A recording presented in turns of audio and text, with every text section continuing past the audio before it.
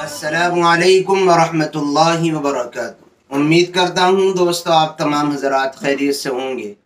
अल्लाह से दुआ है जहाँ भी आप हैं अल्लाह आपको खुशी और सलामती के साथ महफूज रखे। दोस्तों आज की हमारी ये वीडियो बहुत अहम और कीमती होने वाली है। हम आपकी खिदमत में दो ज़रूरी और ऐसी अहम बातें बतलाने वाले हैं जिनके ताल्लुक़ से आज तक आप ला इल्म हैं और सही बात आपको मालूम नहीं है। पहली बात यह है कि आपने देखा होगा जो नौमौलूद छोटे बच्चे पैदाइशी बच्चे होते हैं, माएँ उनकी पेशानी और माथे पर काला टीका लगाती हैं और वो ये कहती हैं कि काला टीका इनकी पेशानी पर काला निशान लग जाएगा तो ये नज़र बद से, बुरी नज़र से महफूज रहेंगे। और ऐसे ही हम आपको ये बताएंगे, आपने ये भी देखा होगा जो छोटे बच्चे होते हैं पैदाइशी बच्चे छोटे, उनके पैदा होने के बाद उनके दोनों हाथों में चांदी के कड़े डाल दिए जाते हैं। आपको दोनों बातें हम क्लियर करेंगे कि शरई एतबार से इन दोनों कामों को करने की इजाज़त है या नहीं। आइए पहले पहली वाली बात के ऊपर डिस्कस करते हैं। याद रखें, सुन्नत शरीयत से ऐसी कोई बात साबित नहीं है कि पेशानी पर अगर बच्चों के काला टीका लगा दिया जाए तो उससे नज़र बद नहीं लगती। ऐसी कोई बात हदीस पाक से साबित नहीं है। ये टोटके हैं, हमारी बनाए हुए हैं, इनकी कोई हकीकत नहीं है।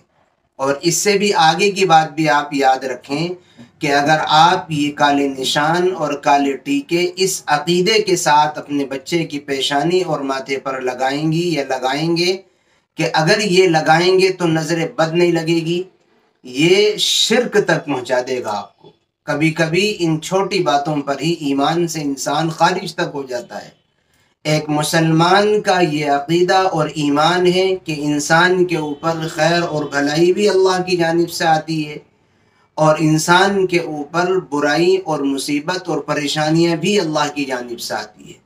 आपने दिल में ये अकीदा बना लिया कि अगर मैं ये काला टीका बच्चे की पेशानी पर माथे पर लगा दूंगी या लगा दूंगा तो उससे बच्चा बुरी नज़र से महफूज हो जाएगा। इसका मतलब ये है कि आपने ये समझा कि बच्चे को बुरी नज़र से बचाने वाला ये काला टीका है, जबकि मुसलमान का अकीदा ये है कि तमाम मुसीबतों से बचाने वाला अल्लाह है, तमाम परेशानियों से नजात देने वाला अल्लाह है। और आप कह रहे हैं कि ये टीका लगा देंगे तो नज़र बद से महफूज रहेगा।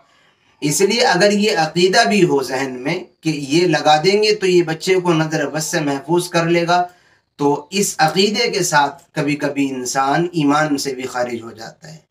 और अगर आप इसको यूं ही लगा देते हैं, जहन में ये बात नहीं है नज़र बद से बचाने वाली, तो फिर गुंजाइश है, लगा सकते हैं, लेकिन फिर भी ना लगाना ज़्यादा बेहतर है। इसलिए कि आपके जहन में तो ये बात नहीं है, लेकिन जो आपके बच्चे की पेशानी और माथे पर वो टीका लगा हुआ देखेगा वो ये समझेगा शायद आपने इसीलिए लगाया हुआ होगा। इसलिए कि उमूमी तौर पर लोगों में यही बात चली हुई है, इसलिए ये खालिस टोटका है। हदीस पाक से इसका कोई सबूत नहीं है। इस्लाम में ऐसी चीज़ों के लिए कोई जगह नहीं है। इस्लाम में नज़र बद से, बुरी चीज़ों से बचने की दुआएं हैं। सुबह शाम की दुआ पढ़कर आप अपने बच्चे पर दम कीजिए और यही इस्लाम में नज़र उतारने का और नज़र से बचने का तरीक़ा है। अब जहाँ तक बात रह जाती है कि नौमौलूद और पैदाइशी बच्चों के हाथों में जो कड़े डालते हैं, तो इस सिलसिले में भी आपको ये जहन में रखना चाहिए कि अगर बच्चा लड़का है तो उसके लिए बिल्कुल भी इजाज़त नहीं है।